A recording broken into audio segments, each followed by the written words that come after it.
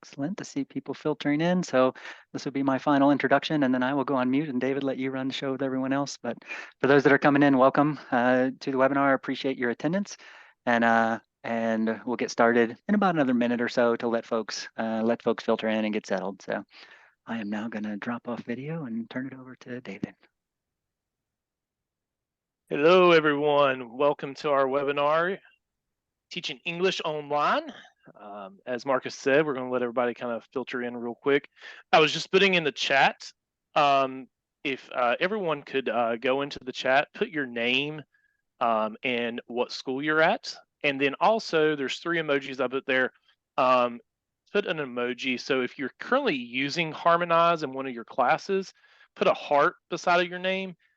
If you're at an institution that uses Harmonize, but you've not started using Harmonize yet, and maybe that's why you're here today, put a thumbs up. And if you are at an institution without access to Harmonize yet, go ahead and put a clapping emoji.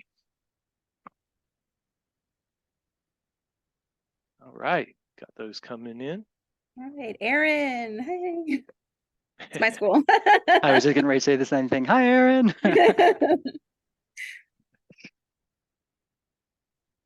All right, so still have people coming in.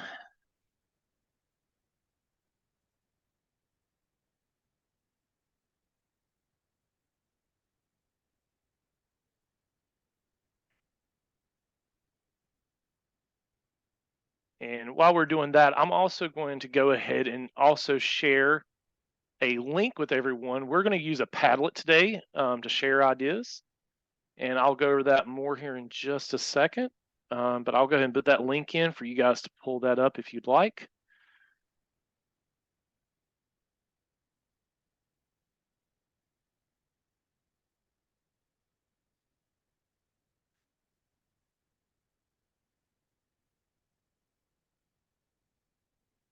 All right.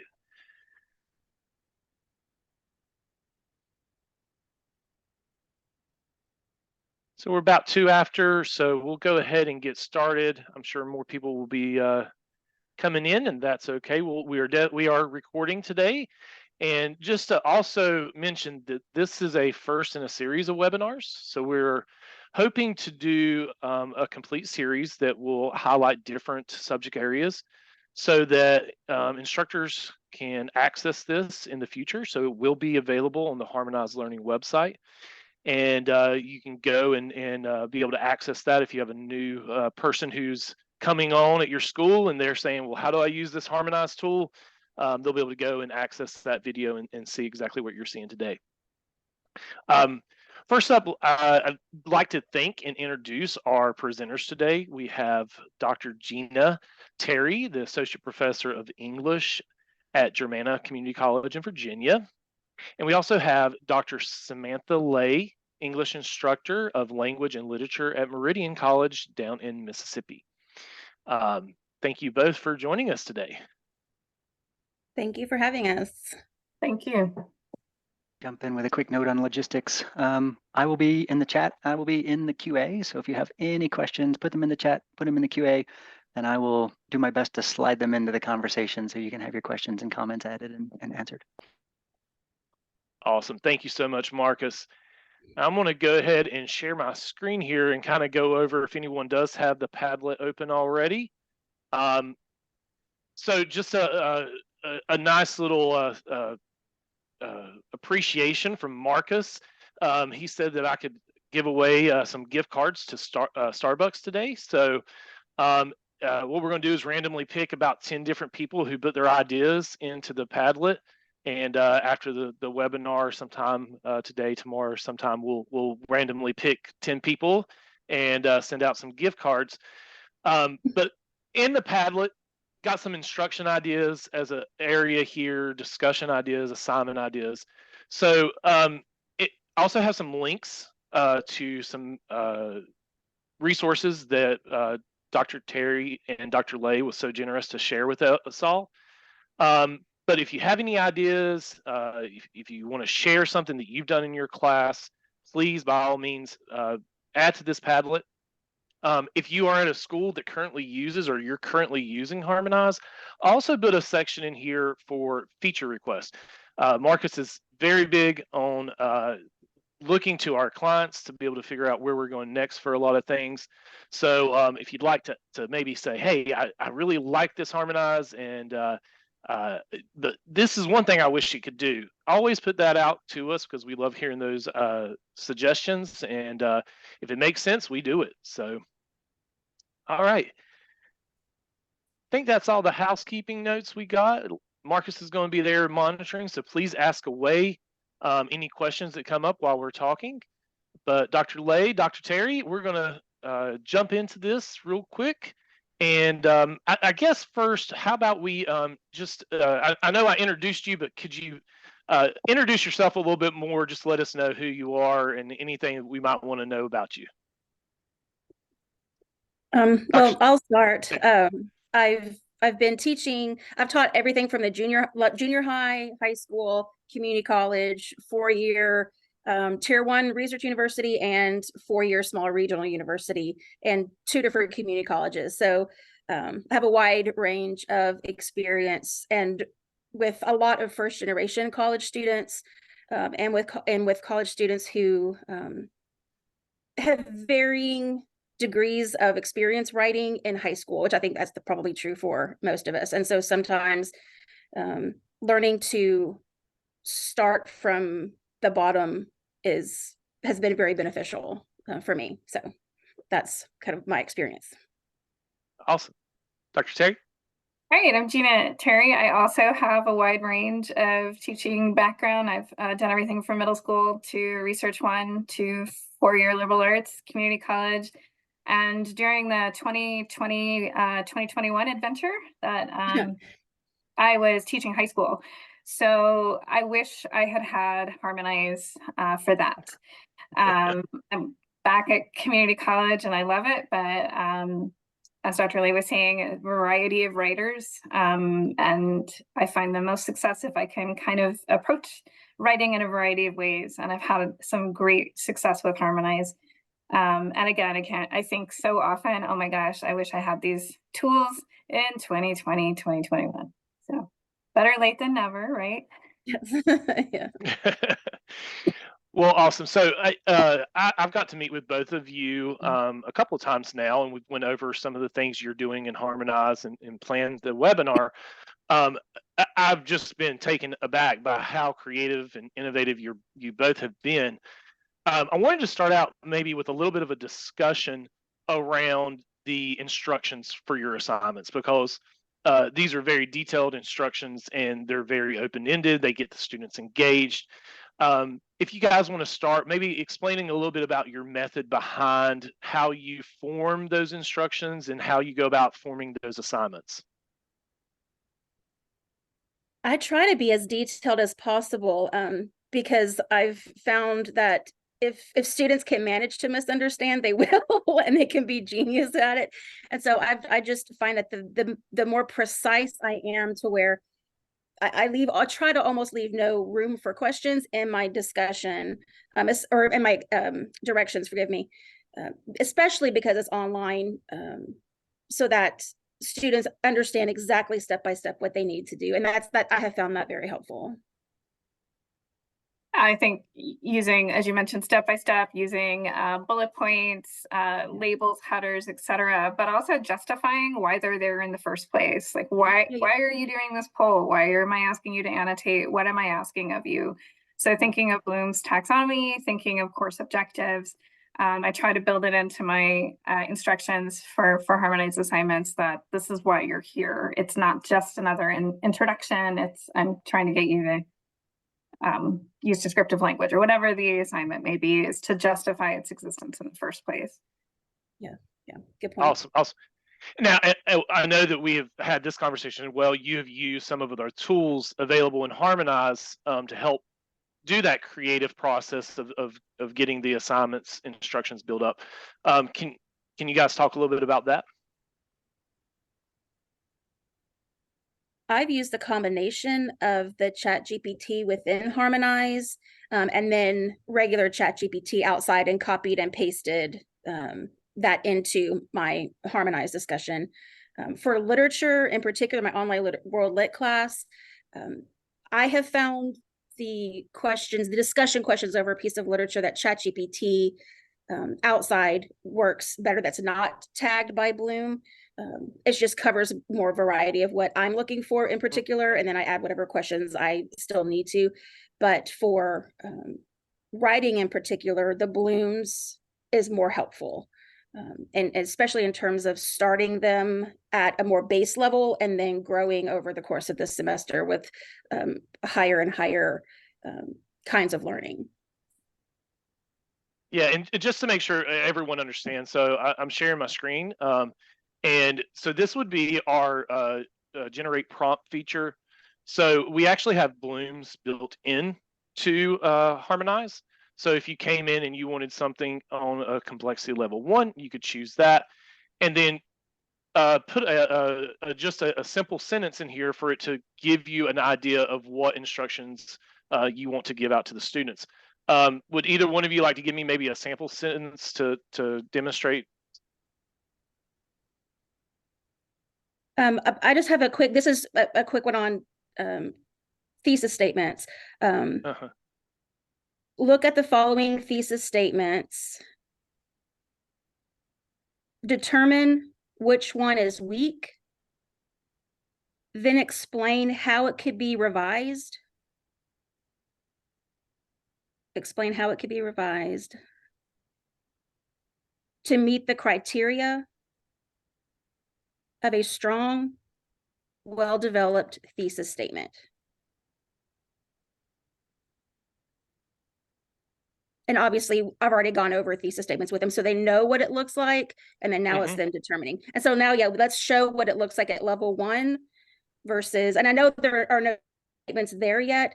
Once it creates the activity, you can plug in either sample thesis statements from previous papers, or you can have ChatGPT create some thesis statements, or you can create some thesis statements and then plug those in. And so we can look here at what it tells us to do with our activity. Gets the post and the 2 comments in if you're doing this as a discussion. Yeah.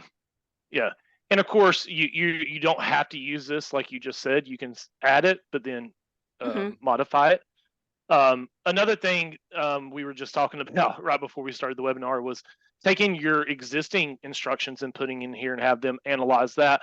And then once you do that, you can create focus areas so your students know what you're going to be grading on, as well as creating a full 4x4 rubric, which takes, if you do this from start to finish, maybe less than 3 minutes. So very helpful tool there that I've heard both of you and many other of our instructors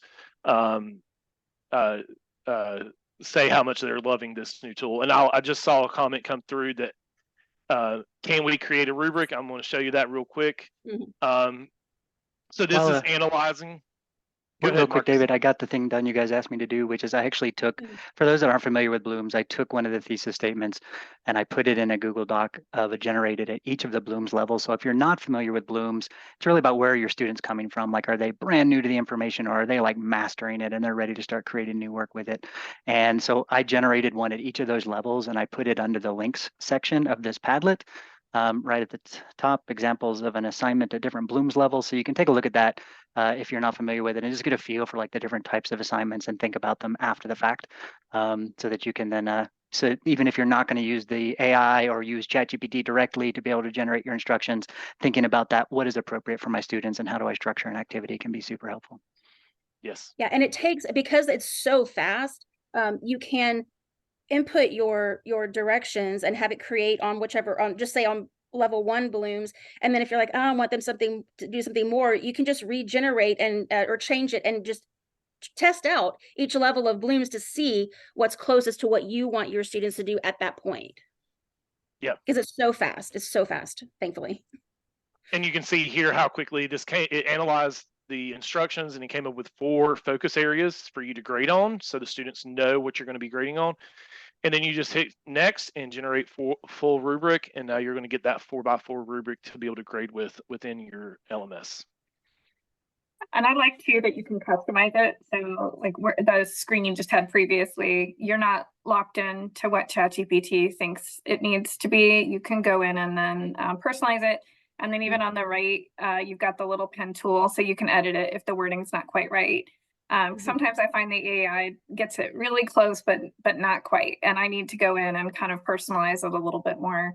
But it still takes me half the amount of time that it would to create a rubric from scratch. Or a fraction of the time, not even half. Yeah, fraction, but say fraction. And you can do this outside of Harmonize as well. It's not quite as easy, I would say, but if you are trying to use a rubric, you can use ChatGPT to generate rubrics if you haven't played with that. Highly recommended for getting these mundane tasks off of our instructors' plates so that you can actually dive in and start actually building content. And for those that are not in Canvas yet, this rubric tool will be available for you in Harmonize in like the next couple weeks, I think 2-3 weeks. So if you're not in Canvas yet, it'll be there for you. But still, yet you can do the same thing in ChatGPT. It's just unfortunately then you have to fight with the rubric tool in your LMS to get it entered in line by line type of thing. So, so talking about the instructions, you know, the importance of making sure you have something that is well detailed, well outlined, so the students can follow. I know one of the as a former student, there was always that assignment at the beginning of every course that was introduce yourself, and it was every class, right? Dr. Terry, I believe you have come up with an idea about how to make that task less mundane or repetitive. And It's brilliant. and so maybe walk us through what you're doing there with that. I'm all about student choice. I feel like the more choice I can give students on what they write about and how they write about it, and sometimes even what they read, the better the chances are I'm going to get some authentic and potentially engaging work and kind of get through to them. So I think for the introduce yourself, I think you're going to click on it now. It's this particular assignment is kind of I'll mention what I do with it on an academic level in a minute, but it provides a level of student choice. So they get to kind of choose which path, which direction they're going to go with sharing. I think the one, David, that you've designed down here, right? We have like, how are you, which kind of category do they want to kind of weigh in on? We've got Breakfast of Champions here, mental health, etc. But the goal in setting them up, you'll notice David Green, David Green, David Green, David Green, is I provide them with several options and they can kind of choose their own adventure. So they're not, in this initial post, they're not creating a post of their own, they're responding on a thread of their choosing. So of those 4 David Green ones, for example, they would pick which one kind of speaks to them and respond with a comment. I find allowing them a little bit of choice, it makes for a more real discussion.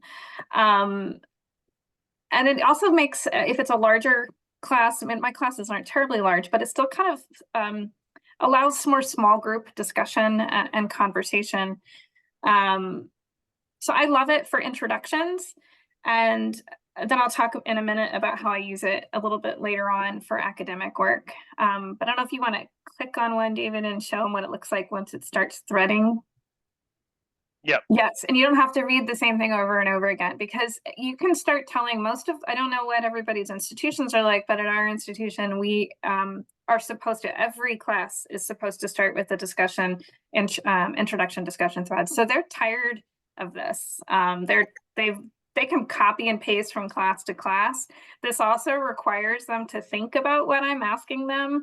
And how they would write and how they would respond. So a little less copying and pasting.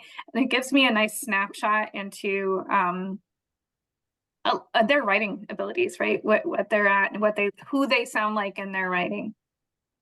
So I don't know if I did this perfectly, Dr. Terry, but one of the things you do also, and I highlighted this in this assignment, this was the original post that was due by Tuesday, and then they were supposed to get 2 comments in by Sunday, but then all of a sudden you came in on Wednesday and you added another post for them to do. Do you want to kind of talk through why you would do something like that? Yeah, I think some of these discussion boards, they feel a little bit like it's one and done, right? You do your thing, you move on, and then you never circle back around to the discussion. Whereas in a classroom environment in person, like we're constantly, oh, do you remember that thing from 2 weeks ago? Or we're talking about it. So I'll often go back into a discussion board and add on another element. Maybe it's your turn, right? Share something, working out is more than just exercise or choosing to be defined or not to be defined by my children or something like that, but is to keep building on prior discussions. I think it makes these feel a little bit more like living classrooms rather than check, I just did this assignment and I can move on. And I think the beauty of, you could go back in and edit the assignment and just kind of keep adding new due dates for comments, for posts as needed or as wanted. I really love that idea. When you first told me about it, I thought, wow, I've never even thought of that before. It's one of those things that if you hadn't thought about it, you just don't even think about it. But I don't know how you came up with it, but I really love that idea. Real quick contribution from the community out here. Shannon Brenner from Northern Iowa Community College is doing a similar sort of thing to what you're doing, but she's doing it in the D2L discussion. So if you're not a harmonized user out there and or are using some of your native discussions, she's doing a similar thing where it's like having them create a discussion question as a thread rather than a topic and then kind of roll from there. So sounds like a similar sort of idea of give them student choice, let them segment the stuff. So. And I love they can tag each other. So you end up with kind of these dialogues across pieces too. Like, so if somebody is in the exercise one and really loves coffee or whatever, they can kind of pull each other around. And so I really love that element too. So yeah, for those that are thinking about how to do student choice as well, I will say, play with ChatGPT a little bit or play with our, integration of it, and just ask it to do it and see what kind of choices it offers. It can get quite creative. And it's a way to sort of not have to shoulder that burden yourself as well. Absolutely. I will say too, in the Padlet, there's an assignment in the links that I have just kind of finished using where I give student choice for reading. So I've provided students with 4 different options for either a popular source or an academic source, depending on where we're at. So they can kind of click and choose which article is of interest to them. And then they will reply. So their posts and their discussion will be in my original post thread. This tends to kind of allow students to kind of go where their interests take them and then kind of organically create groups for discussion rather than me creating them. And then the threads kind of get really lively from there. I then have often asked them to then go read their classmates in another threads post. And if their classmates have kind of followed the assignment and provided some summary and analysis, they should have the ability to now jump into that conversation as well. They become really lively spaces. My students really have been having fun too with AI generated images. So the imagery is really interesting in the threads. But they like choice. Yep. Don't we all? Well, thank you for sharing that. Thank you for all those resources you also shared with everyone. Dr. Lay, I'm going to kind of transition over to you. One of the assignments you told me about that you're doing was about identifying bias. So I'm going to walk in here and I'll let you kind of take over and discuss a little bit what you're doing there. This is primarily in preparation for research because teaching students to learn how to find reliable sources, not just for a research paper, but this is for life, right? For them to understand when they read something, not just by looking at the source type, but also looking at the language that is used to be able to determine if it's biased and in which way it's biased. So I start with a level 1, just 3 sentences. One, that if you can see, their firefighters often display reckless behavior, risking their lives unnecessarily and causing more harm than good in emergency situations. That one's obviously biased. And so I would have students read these 3 sentences, identify what language in the sentence identifies what kind of bias and why it does, explain that, and then that's their discussion. Once they can do it with one sentence, then you can go to level 2 and do it with paragraphs, and then that's what would transition more easily into research. And they would read each one of these paragraphs and determine which one is neutral, which one is biased against, and which one is biased for. And again, choose some language, so choose text evidence, finding text evidence that demonstrates that bias, and then be able to explain why. And that again transitions straight into both identifying text evidence, identifying bias, analysis, all of that ties together. And you're doing that through a discussion model, correct? Yes. Yeah. Yes. And so kind of talk through us, what are the students doing within those discussions, beyond just the analysis of the level 1 and level 2. And the response posts, or yes. And their response, I mean, most of the response posts, to be fair, are, I agree, that this is biased in this way, or I agree that this is biased in that way. There tends to be a lot of agreeing going on. So there's not as much true discussion, I guess, in that part of it. Okay. It's more for them to also see what other people have been able to say, the language that other students have been able to use. This helps more the lower level students than it does, admittedly, the higher level students. So they have all of these models, right, when they respond to other posts and react to other posts of what good analysis looks like. But I think this key there is you're not really looking for those comments as much as you are to show them examples so that they can see. Yep. And almost teach each other in a way. Yeah, exactly. Yep. Very nice. Okay. Any questions? Do we have any questions out there, Marcus, for anyone? Gina actually put a fun one in the chat, and I figure she's on voice. She can come in and chime in with that one. We were talking a little bit about bias in images generated by AI. There was a slight conversation going on there. Gina, if you want to cover what you were talking about in terms of bias. I wanted to point out too that my students are currently kind of exploring the topic of AI in writing. So the choice board that they've been reading about are different kind of the ways AI is influencing different fields, and some of them kind of on their own as the little tile. So you'll notice, like on the screen that David has up, you see smiling, happy college students, right, or people. But you can change that image. So they have been creating AI images to put in as their kind of little attention getting header. So those have been kind of interesting, some of them a little creepy, but they are finding bias, but then those images then have been becoming part of the conversation. So it's been kind of interesting to use that as part of the discussion. And that kind of happened on its own. I didn't assign that. They just started doing it on their own. That's very, very interesting. Okay. All right. Do we have anything else, Marcus?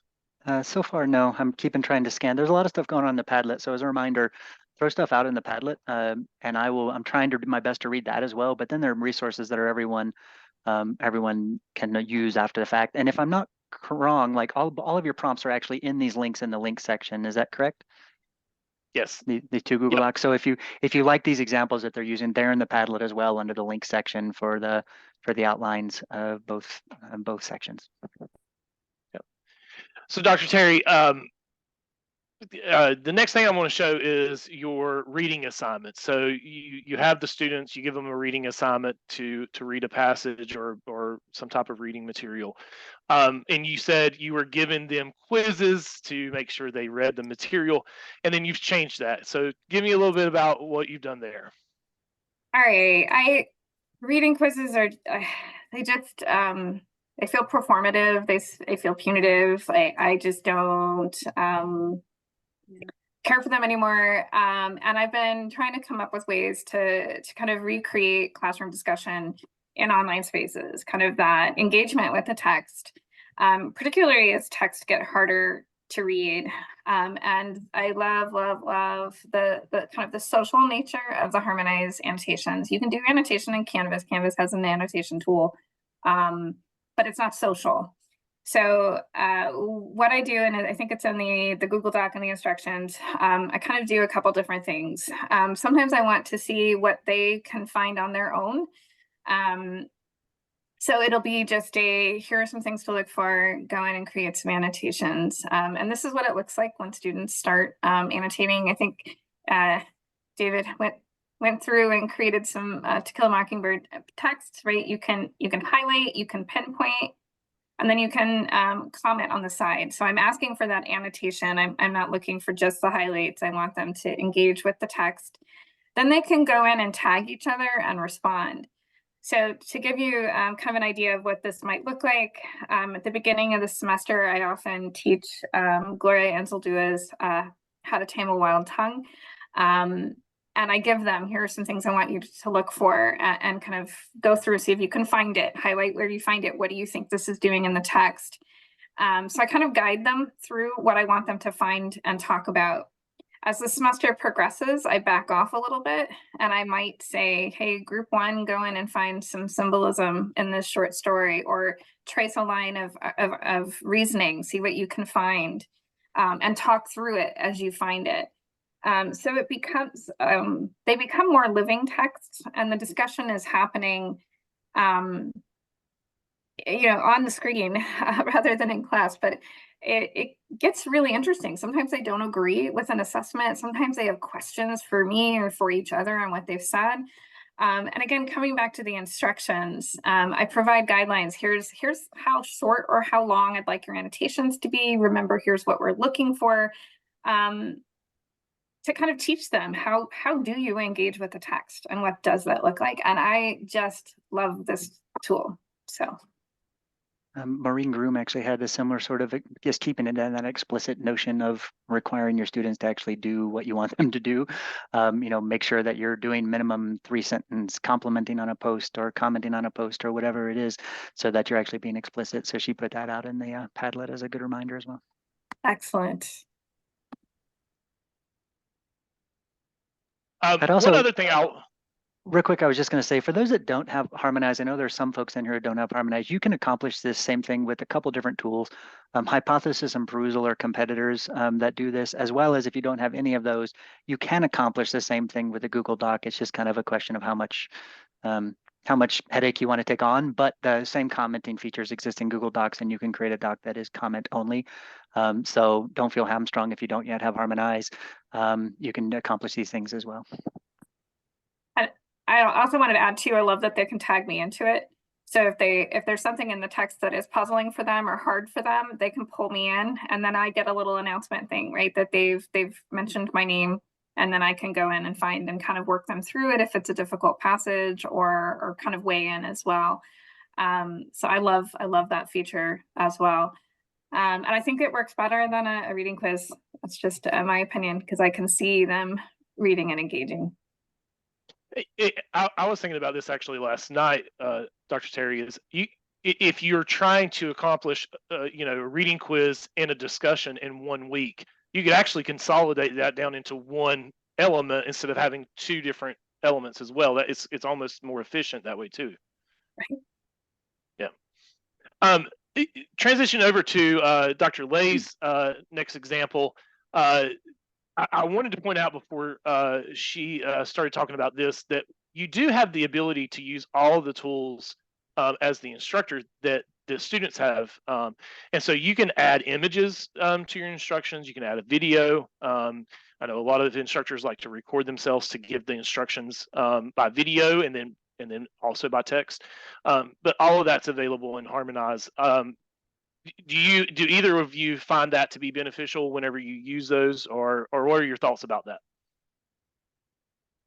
I haven't used videos in my Harmonize instructions. I use videos of me describing, like going over essay prompts and discussion over literature that I post directly into Canvas, but I have not yet done that in Harmonize, but I have that on my list of what I plan on doing. I have. I like to mix it up. So I like it to look or feel a little different sometimes. So I've done videos on it. I'll play around with images. So yeah, I like to play with the technology a little bit too. I think it encourages them to play a little bit as well. So. Well, Dr. Lay, why don't you take us through this exercise? This is about topic sentences for thesis statements. We kind of hit on this a little bit in the beginning with the instructions, but walk us through this assignment and what you're accomplishing here with your students. Many of my students are first generation college and either wrote very little or not at all in high school. And so I'm starting, essentially from scratch. I don't expect them to understand or already know anything that I don't cover in class. And so, we know the importance of thesis statements. And so I know it is very basic, but yeah, I mean, we're covering the basics of writing, right? In comp 1 and comp 2. And so I gave them at the top there, so go up just a little bit, sorry, the activity.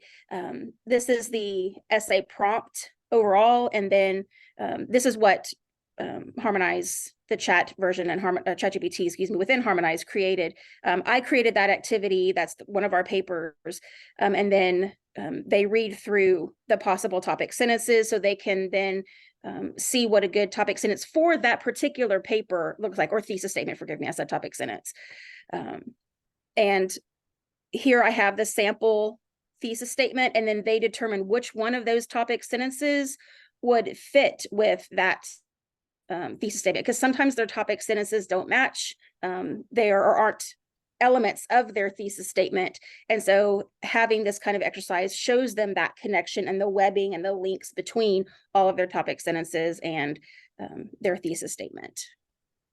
I have something in the Padlet that I think would be an interesting lens on this. So, Professor Marks is saying that they are teaching a bunch of ESL students who have an immigrant background, and so they get a very different lens from some of this. And I'm wondering, do you try to incorporate their background into some of the thesis statement, thesis choice, so that they are somehow connecting the writing to their personal experience so that you get variety in that? Because I'm curious, like, at that identification of the thesis statement and the topic sentence and such, does it apply to their own writing and their own lived experience, or is that a step too far when you're trying to get the basics of comp in place? Yeah, I'm not, I do a lot of like third person argument. I don't do a lot of narrative. And so I give them a lot of prep work and background information on what we're writing. So I tend to be, I guess, traditional in that way. And yeah, I am just getting the basics, because I figure once they learn that, then when they become better writers and they're in higher level classes, they'll be able to have the skill set and go on and do what you were talking about. Yeah, that makes a lot of sense. Thanks. And with this type of assignment, this is a discussion assignment, correct, Dr. Yes. Lay? Yes. But now, and I know all three of us talked about this, Harmonize has that ability also to do private assignments. So this is actually something you could actually, if you wanted to get more in depth with the students and work more on one-on-one, you could actually have this as a private assignment as well, correct? Right, and give feedback on each, or just have them, like, looking over this. Now you submit your thesis statement and topic sentences, and then I could give them feedback on each one of those. Yeah, that's specific to that paper. Right. I've also seen instructors, the due dates is typically used for a discussion assignment, and we develop that for that. But we've seen in other ways, and we're going to talk about also like a journaling assignment, that you could actually do this like a project. You could do, over weeks or over the entire semester, to have them submit different phases of that development of writing a paper or what have you. And for this one, I'm going to let either one of you talk. I know we kind of talked about this as we were meeting before the webinar, and in this concept of doing journaling and using the multi-due dates. And I kind of gave you both that idea because I heard it from another instructor, and you both went, "Ooh, I want to use this right now." And so, have you got to implement that yet? Or talk through why you were so excited about this. I'm gonna I'm super excited about it. And I see Marcus's, holy moly, that's a lot of due dates. So I want to touch on that too. So I really love this because it reminds me of the old composition books from, you know, from high school, right? You had to write every class period with a little, you know, some sort of opening writing assignment. But I also teach developmental English class, and I have students from all different backgrounds, all different writing levels, and some of them are a little, the discussion board posts can actually be a little nerve-wracking, right? Because they're having to go public with their writing. And so I find that a weekly journaling assignment where I have set the settings, and I've admittedly only been doing this since our meeting, David, so this is new, but it seems to be working. I set the settings where it's private, so it's between the student and I. And I'm asking them to work on skills that we're currently doing in our freshman comp class. So this developmental class is kind of an offshoot of it. It works in support with the course. And so we're practicing these skills. Maybe it's just a couple sentences, a full paragraph. It's going to vary week to week. It's a 4-credit only assignment, so they can't bomb it. So I have it set for auto grading, but I'm still going in and looking and providing feedback, but it's private and it's one-on-one.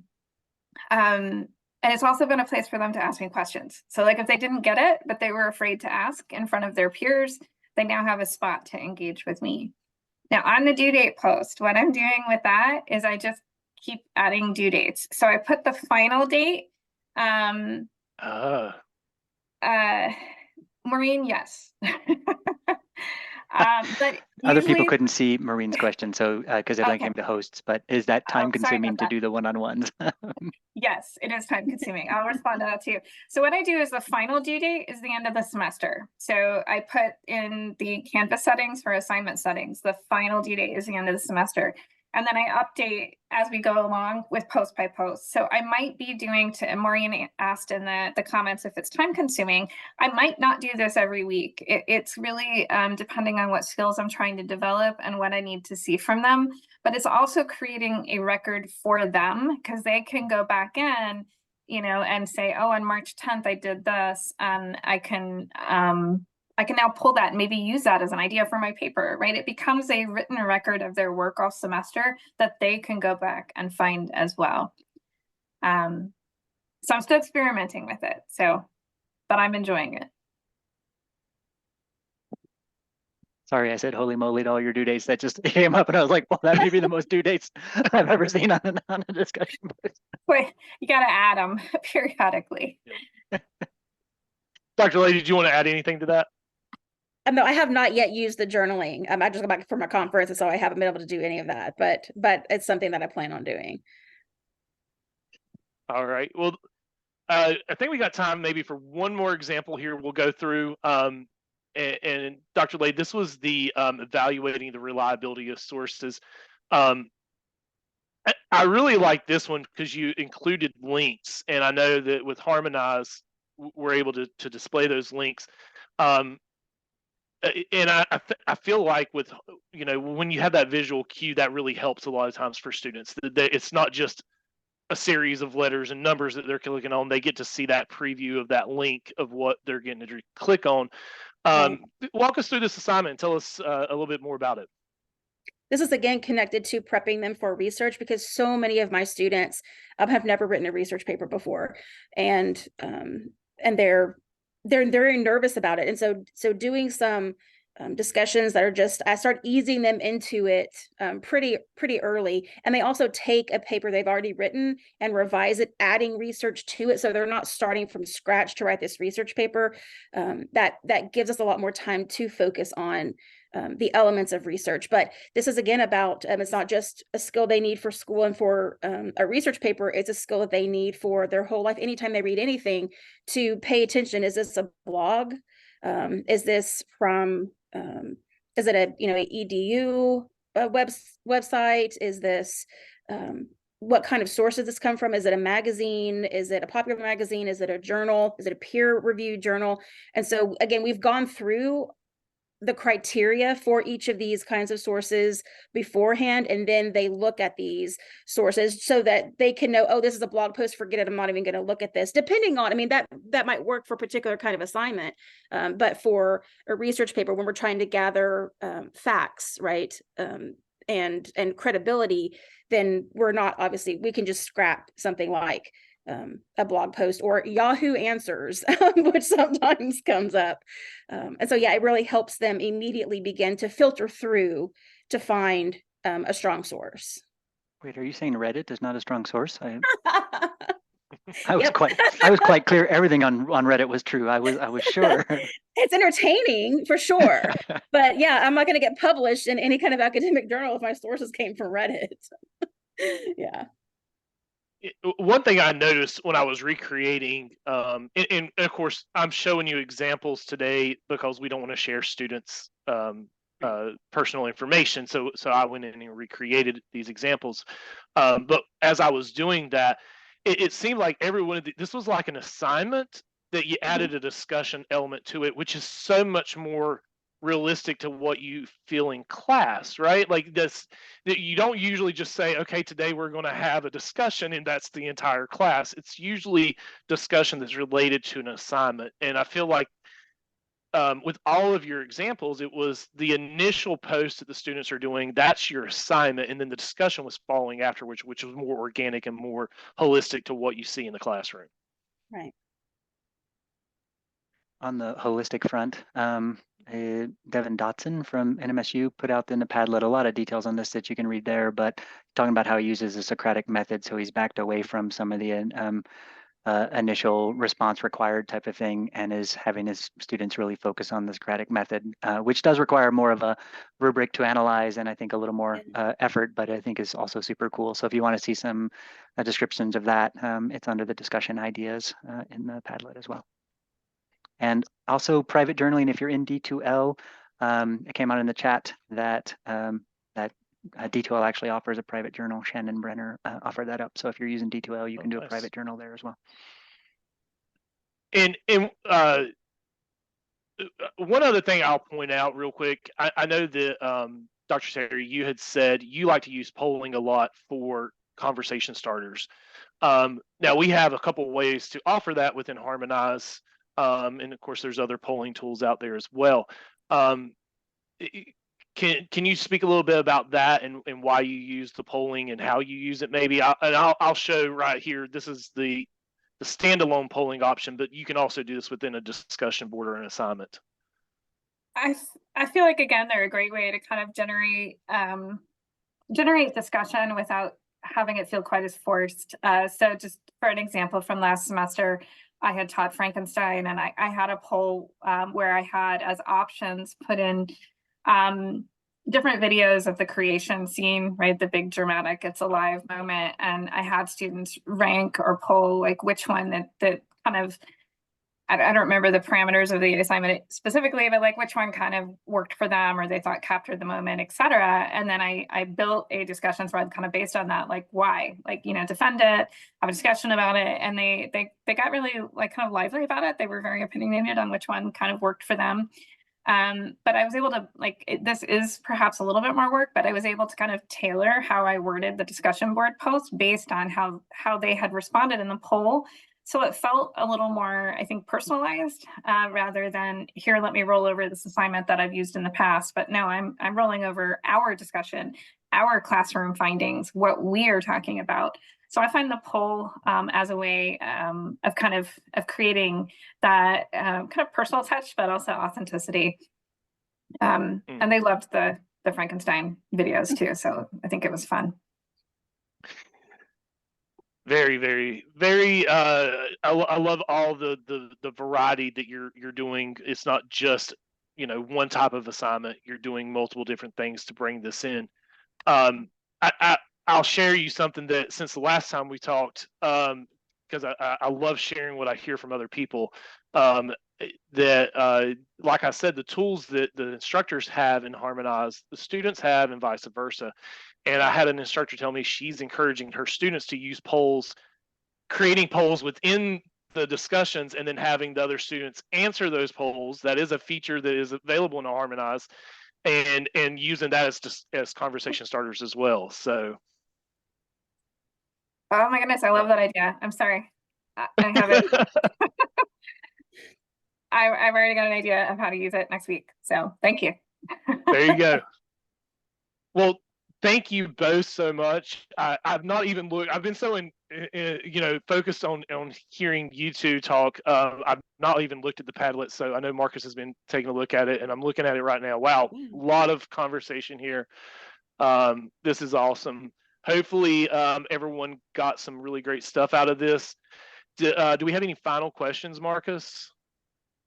No, there's a bunch of cool ideas out there, so I really appreciate everyone putting those, because I don't like webinars that should have just been video recordings. So having you all submit things is awesome. So fantastic. And I do love the fact that you all are teaching, like, we build these tools, but then you all take them and you do something with them, and I'm like, oh, didn't think of that. Awesome, nice work. So just kudos to you for taking technology and making it actually used in interesting ways, which is what we hope these webinars expose. It's like, how do you actually take technology and make it real and useful in the class? So nice job. Well, I'm getting ready to close this out, but I wanted to give both of you, do either one of you have anything like final closing thoughts or anything like that? No, this is growing and morphing as we get new technology and as students need to learn how to use new technology. So yeah, this is where we are so far, but it's not at all where we're going to end up. I'm already really excited about student polling. So I have some students working on ChatGPT and cheating in the ethics of writing, and I'm like, oh my goodness, they can create their own polls within their discussion boards. So I'm really excited. I love the ways these allow students opportunities to become active members of their own learning communities. So I'm excited to see what's next. Thank you so much for inviting us to be a part of this. Thank you. Thank you both so much. This has been a pleasure. And if you enjoyed this as much as I did, I'm going to do some self-promotion here. We do have some more webinars coming up. If you want to know more about the AI that we're offering in Harmonize, please sign up for, if you haven't already. Marcus will be leading a webinar on AI enhanced class, and that's coming up on the 12th. We also have a webinar on online nursing classes. That'll be going off next Thursday. And then in April, we have one with instructors from the public speaking communication side. And those have been set. We also have in the works some with digital art, mathematics, foreign languages. So just keep an eye out on all the new webinars that'll be coming out here shortly. All right. Well, I thank everyone for attending. Please, we'll leave the Padlet open so you can access that. And if you came in late or you had to drop off early, we'll definitely get this posted up as soon as we can, and that way you can access it again to watch it, or tell colleagues, hey, you missed this, and you go check this out on harmonizedlearning.com. So I want to thank everyone for attending. Again, Dr. Lay, Dr. Terry, thank you so much. And we'll end this, and you guys have a great rest of your day. Thank you. You. Thanks, everybody.